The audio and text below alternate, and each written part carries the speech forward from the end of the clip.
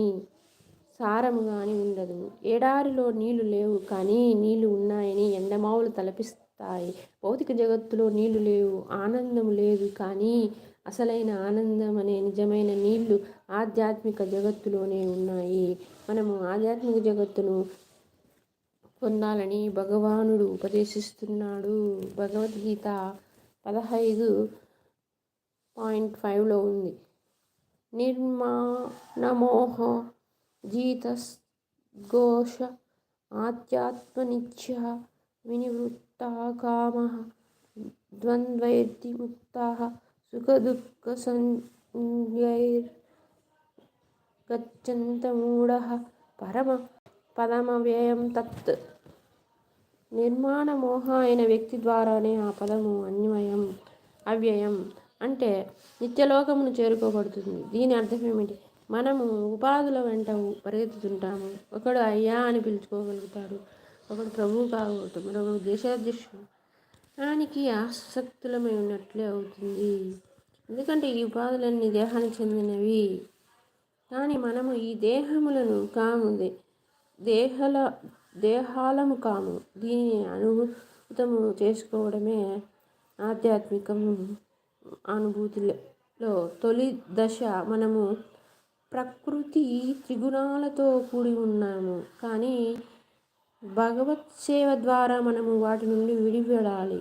మనము భగవత్ సేవకు అనురక్తులము కాకపోతే ప్రకృతి గుణాల నుండి విడవలేము. ఉపాధులు, అనురక్తి, కామము, కోరిక వలననే, అంటే ప్రకృతిపై ఆధిపత్యము చెలాయించాలనే మన కోరిక వలననే కలుగుతాయి. భౌతిక ప్రకృతిపై ఆధిపత్యము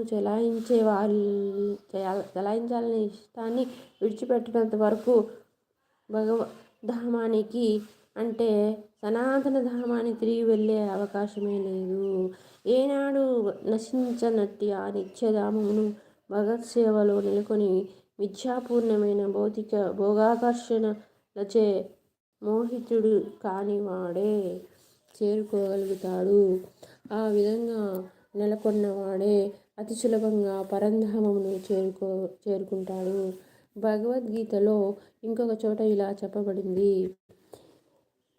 8.22 అవ్యక్తోక్షర ఇత్యుక్తస్తమాహుః పరమాం గతి యం ప్రాప్య న నివర్తంతే తద్ధామ పరమం మమ.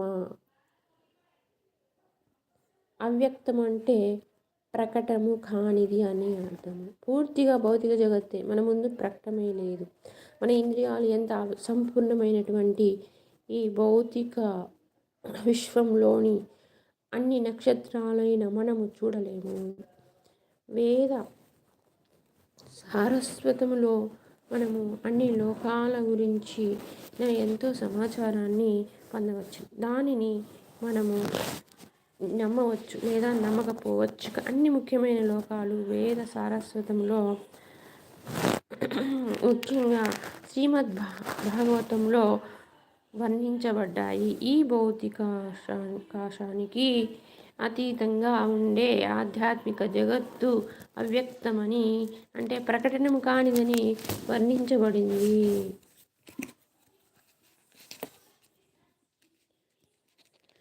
ఆ పరంధామమును పొందడానికి మనిషి కోరుకోవాలి, తపన పడాలి. ఎందుకంటే ఆ ధామమును పొందినప్పుడు అతడు తిరిగి ఈ భౌతిక జగత్తుకు రావాల్సిన అవసరం ఉండదు.